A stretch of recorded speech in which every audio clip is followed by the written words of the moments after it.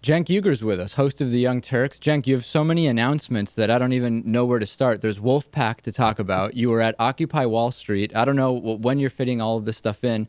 And you're now on current TV. Let's go first to Wolf-PAC. Explain what it is, because I get emails about it, people saying I need to be talking more about it. But the people emailing me don't really seem to know what it is. Oh, okay. Well, I'm happy to talk about it with you guys. So Wolf-PAC is a political action committee. It's, in fact, a super PAC set up to make sure that we pass a constitutional amendment. And that amendment is to end corporate personhood and to publicly finance elections so that we can get money out of politics, because that is the #1 issue in America. In fact, there is no #2 issue, because you're not going to win on any other issue, whether it's the environment, healthcare, or anything like that, until you clean up our electoral system and our democracy. Right now, the only thing that decides issues is money, and so that's why we've formed this super PAC to get the money out of politics. And the way that we're going to do that is through a convention at the state levels. We're going to call for a constitutional convention to get the amendment passed. Yeah, I interviewed Jim Hightower, who's very involved with MoveToAmend.org and that entire movement, and he's a lot more optimistic than I am that this can actually happen. I mean, so people donate money to Wolf-PAC, and then what exactly is the money used for? In other words, how does that money get you closer to that goal? Right, that's a great question, because look, the money is very important, and if you donate, it's absolutely essential.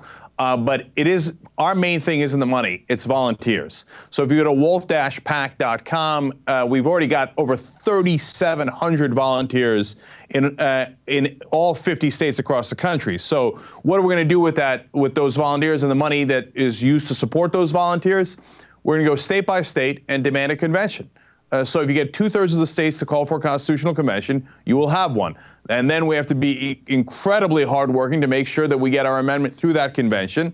And then you need 3/4 of the states to ratify. We're not kidding around. This is for actual change, not theoretical change, not, hey, I signed something online and I went home. If we need to occupy the state houses, that's what we're going to do. We're going to do everything in our power to make sure that this amendment actually gets passed, so that corporations can stop buying our government. How many people do you need, like, for example, in Massachusetts, how many people actually need to take action for there to be a convention? Well, all we need is a state legislature to call for one. So however many people we need to get that done. It could be 2 people, it could be 200, it could be 2,000, it could be, anywhere in that range. But sometimes in some of the states, my guess is that we will have organizing geniuses that figure out the best way to apply pressure. Now, wait, one of the ways that you apply pressure, let me give you examples, is, like I said, occupying the state houses, or doing it the traditional manner in which you call and write letters and emails to your representatives. Another way is that if you raise enough money, you come to a state legislator, and I know in Massachusetts, for example, that the average legislator's re-election campaign runs about $40,000. We can come in and bring a hell of a lot more money than that and go, hey, listen, you're either voting this way or there's the door. Good luck to you. Talk a little bit about the current TV deal. What exactly is going on? Is it one of the hours of the Young Turks that will be on current TV? Are you doing an extra hour just for current? No, it's an extra hour. So we'll be doing the 2 hours of the Young Turks as we always do. And then at 7 o'clock Eastern, 6 o'clock Central, we'll be on current TV as the lead into Keith Olbermann. What's it like working for Al Gore? He's not now taking credit for creating the Young Turks, is he? Because that's what the Republicans will start saying. He created the internet. He created the Young Turks. No, he's not at all doing that. Look, I mean, this is no BS, man. It's an absolute pleasure to work for a guy who actually cares about policy, as opposed to not politics as in electoral politics, but corporate politics. Most of my bosses have had to, it's not their fault, and they're not necessarily bad guys or anything, but have had to worry about what do their bosses think, what does the corporate parent think, what do the advertisers think, what do the politicians who are your guests think. Al Gore is worried that I got all the policy right, right? So we had this enormously long conversation that was incredibly fruitful, where we shared opinions and we largely agreed on many things. There's some things we disagreed on. And it was great. I mean, it was a pleasure to work for someone who actually cares. What do you disagree with Al Gore on? For example, he's not totally sold on the idea of a convention to get to that amendment yet. The first thing that Al Gore pushed, the very first bill when he was in the House, was for publicly financing elections. That's part of our amendment. That's totally independent. I had no idea of that when we were putting Wolf-PAC together. So we're incredibly like-minded on that. As to how we get there, he would prefer to go through Congress. I would prefer to go through a convention. Gives you one example.